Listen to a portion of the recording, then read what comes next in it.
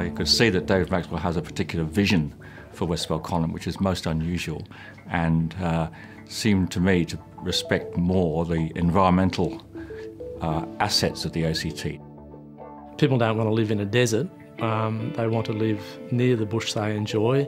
So how can you meet, various conflicting objectives?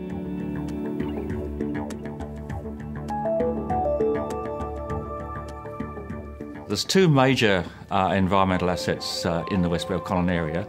First of all, there's the Murrumbidgee River corridor, and that protects very significant parts of the pink-tailed worm lizard habitat, which is a rocky strewn hillsides, and it's part of a continuous habitat for this species going down the Murrumbidgee River and into the Molonglo Valley.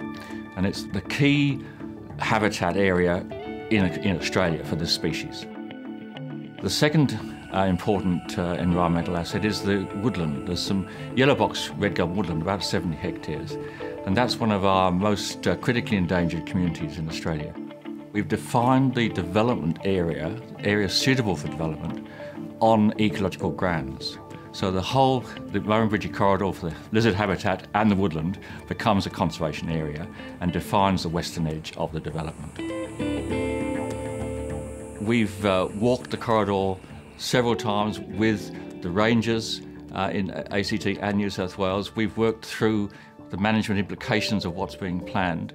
There's been a lot of groundwork done like that, so that when we talk to environmental groups, there's a very significant realisation that it's been authentic, it's been comprehensive and thought through. The environment is a real part of the planning process, and it will be a very valuable part of the new community that will be developed in Westbell Column.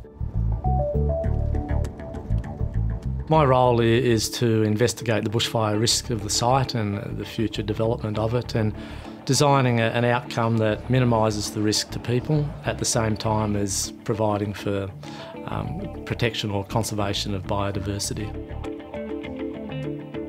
A lot of it's quite scientific, quite technical, but you also need to bring in a lot of practical experience. So every firefighter has experienced some difficulty in their functions, and we've learned from that. We've pieced together over years the best way to manage fires, but we also have some quite good science to help us get a good understanding of the best prescription to apply.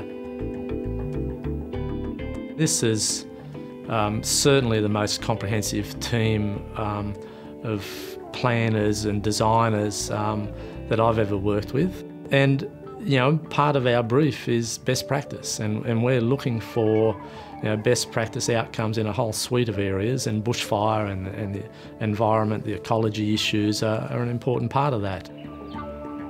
All my career, I've been involved with planning and management and conservation, and to see it being used right up front and influencing very many parts of the whole development is very exciting.